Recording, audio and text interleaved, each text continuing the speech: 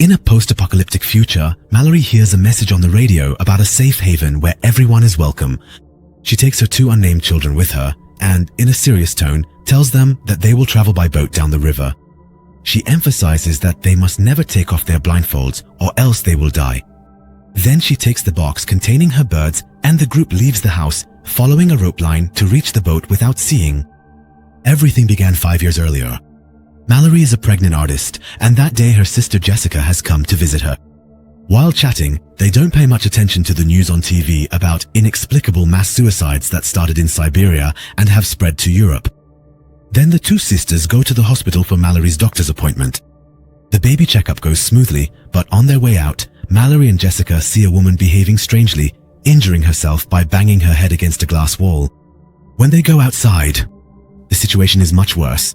The streets have turned into utter chaos. People are running and screaming, cars are crashing into each other, and everyone is desperately looking for something to end their own lives. The thing that affected people in Europe has now reached America as well. Terrified, the 2 sisters quickly get into the car and try to get away from there. But suddenly, Jessica's eyes take on a strange color, and ignoring Mallory's screams to slow down, she starts driving the car recklessly. Because of this insane speed, the car flips over and crashes, but both of them survive the accident. Mallory carefully crawls outside, but at that moment, she sees her sister walking onto the road and being run over by a passing truck. In shock and full of panic, she starts running, blending into the crowd. With every passing second, the chaos intensifies. Cars start exploding and people have gone mad. As Mallory is pushed to the ground by the crowd, a woman coming out of a house tries to help her. The woman's husband, Douglas, objects, but she doesn't listen to him. Just as she's about to reach Mallory, she suddenly freezes, as if she's talking to someone invisible.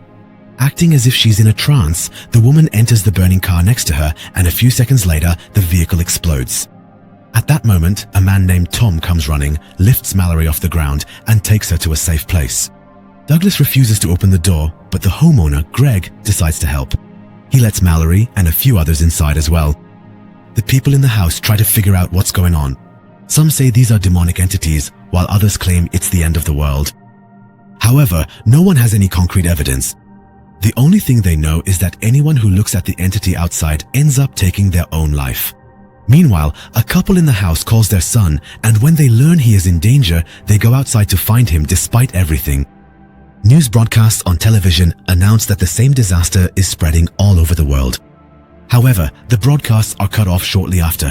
Now, there is neither a signal nor any phone connection left. As a result, those inside decide to cover all the windows with thick fabric so that no one can see outside. Returning to the present, Mallory and the 2 children have been traveling on the river for 6 hours. Mallory does not give up trying to communicate with people over the radio. She covers everyone with a blanket and regularly checks on the birds in the box. When the birds start to get restless, Mallory hears the entity whispering its name, but she tries to ignore it. If we go back to the past, the group suddenly hears a knock at the door. At the door is a woman who says she is pregnant. Her name is Olympia and she asks for help. Douglas doesn't want to let any more people in, but when Mallory accuses him of being heartless, they decide to let the woman in together with the others. As a precaution, Mallory grabs a shotgun and everyone keeps their eyes closed until they are sure Olympia is not dangerous. Later, Greg volunteers to investigate the situation outside by watching the security cameras. The others tie him to a chair in front of the monitors and leave the room. Greg tries to focus his attention. For a long time, nothing happens, but after a few minutes, his facial expression changes. A strange sound comes from inside the room and the others rush in. They see that Greg has fallen to the ground, smashed his head, and died instantly. The screen shatters immediately. That night, Mallory can't sleep and starts wandering around the house. She searches for the source of the strange sound she heard, but realizes it's a silly situation when she discovers Lucy and Felix are together. In the present, Mallory and the children have been traveling down the river for 14 hours.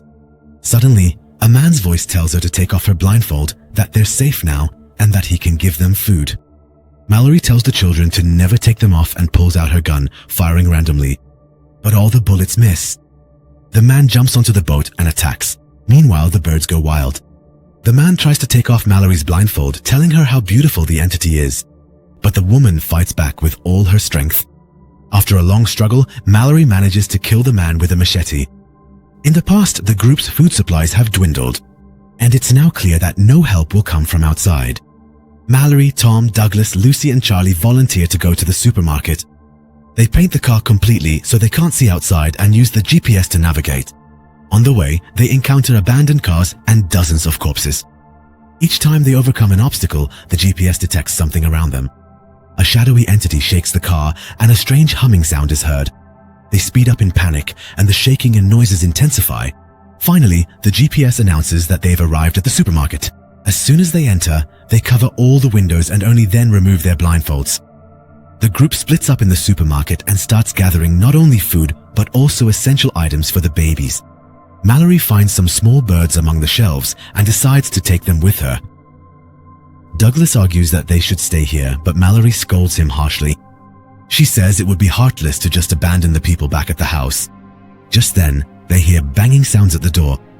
Charlie recognizes the voice. It's his co-worker who says he accidentally got trapped in the store's cold room and is asking for help. The group is unsure whether to trust him or not.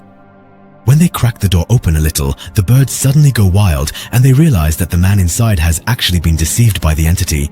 The man shouts that everyone should look at him and starts forcing the door. Charlie lunges at the man to push him back into the freezer, allowing the others to manage to close the door. After a while, blood starts seeping out from under the door. Charlie is dead. The group leaves the place, still hearing the voice from inside, begging them to let him out. That night at the house, they are startled by the sound of an engine coming from the garage. When they run to check, they see that Lucy and Felix have taken the only car and escaped. Back in the present, Mallory has now been rowing non-stop for 24 hours. She takes a short break, but worries about the children and starts rowing again. However, the boat hits a sunken truck and loses its balance. The little boy falls into the water, but Mallory grabs him at the last moment and saves him. But in the process, they lose the blanket and all their food. Mallory tries to warm the boy with her jacket and brings the boat to shore. She tells the children not to move from their spot and goes to look for food. She ties a rope to the boat and heads toward a building in the forest. Inside, she finds some food and a new blanket. But since the rope is too short, she ties it to the furniture and continues exploring. Suddenly, a sound comes from outside, the rope starts to tremble, and she notices the shadows moving. She panics and runs out of the building, starting to run through the forest. She hears the entity whispering her name. She fires her gun randomly. The sound of the gunshot is also heard by the little girl, who gets out of the boat to help Mallory. Fortunately, Mallory quickly gets there and reaches the girl before the entity does. She grabs her by the arm and takes her back to the boat. And she screams in tears. Angry at the girl for not following the rules, she then tells both children, if things get too dangerous, leave me and save yourselves. In the past, another survivor knocks on their door and Olympia lets him in. Without asking the others, she lets the man inside. The man's name is Gary. Tom checks to see if he's hiding anything dangerous and finds nothing suspicious. Gary sees that only mentally ill people can survive the entity without being affected by it. He explains that he encountered a few lunatics who escaped from a mental hospital and that they now roam outside, forcing people to look at the entity. They describe the creature as beautiful and want everyone to see it. Douglas doesn't trust Gary and tries to kick him out of the house at gunpoint. However, Cheryl knocks Douglas out and locks him in the garage. Thus, Gary continues to stay in the house. When we return to the present, Mallory and the children have been traveling on the river for exactly 38 hours. Mallory covers everyone with a blanket as they approach the waterfall section. This is the most dangerous part of the journey. To get through this section, someone needs to open their eyes. Both children volunteer. However, Mallory remembers that she promised Olympia she would look after her daughter if anything happened. She can't risk her own son either. In the end, she decides to move blindly against the current without any of them opening their eyes. In the past, both Mallory and Olympia go into labor at the same time.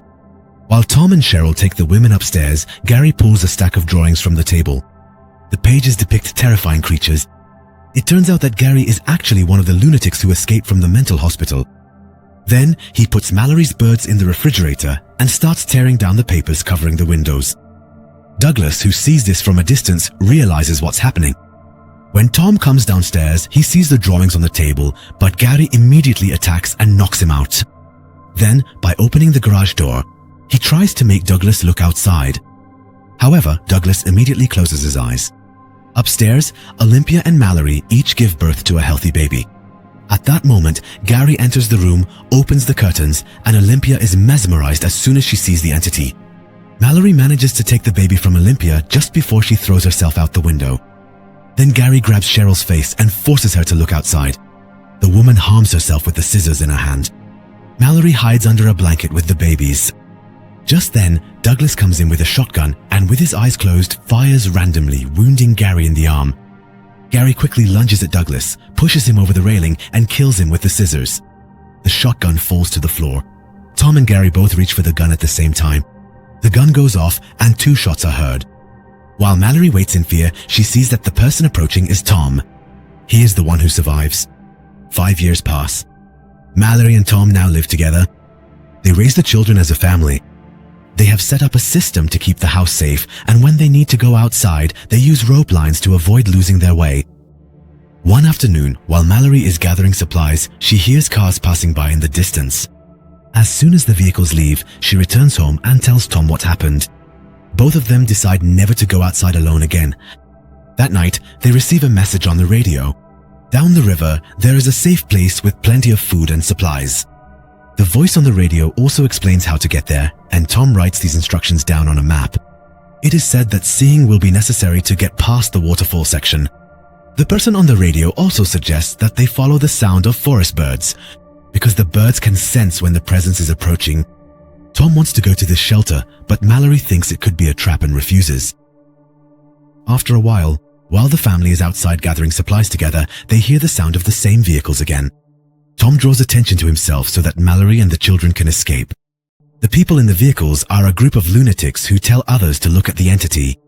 When they notice Mallory and the children, Tom opens fire on them. He manages to kill a few of them, but the others start shooting back. To protect his family, Tom removes his blindfold and, aiming more accurately, shoots them all within seconds. But at that very moment, he sees the entity and takes his own life. Mallory is devastated after Tom's death. She decides that now there is no other choice but to go to that shelter. Returning to the present, they have been traveling on the river for exactly 42 hours. The current keeps getting stronger. As they approach the waterfall, Mallory tries with all her might to control the boat. But the waters are too rough, the boat capsizes and everyone falls into the water. Mallory calls out to the children and finds the boy in the water first. The little girl, on the other hand, has managed to make it to shore. Fortunately, Mallory finds her shortly after because the girl is ringing the small bell in her hand to reveal her location. The 3 of them start walking together through the forest. But after a while, they hear the entity whispering to them in Tom's voice. Mallory panics and starts running, but loses her balance and tumbles down a small slope. Meanwhile, the voice starts chasing after the children. Just as the boy is about to remove his blindfold, Mallory catches up and stops him. But she can't find the little girl. In desperation, she calls out to her and apologizes for her previous harsh behavior. Mallory's voice helps them find their way, and the girl finally returns. The 3 of them follow the sound of birds together through the forest. But when the entity suddenly surrounds them, they are forced to run. Even though they fall and get up several times, they finally manage to reach the shelter. Before the entity can catch up to them, the door opens and they are led inside. Inside, Mallory's eyes are checked and it's confirmed that everyone is safe. They find the owner of the voice on the radio. Mallory realizes that this place is actually a school for the visually impaired. There are many survivors at the school, as well as birds used as a warning system. Now at last, a peaceful life can finally begin. Mallory gives the children the names she hasn't used for a long time. She names the little girl Olympia in memory of her mother and the boy Tom. Then she opens the box and sets her birds free. They join the other birds and begin their new lives.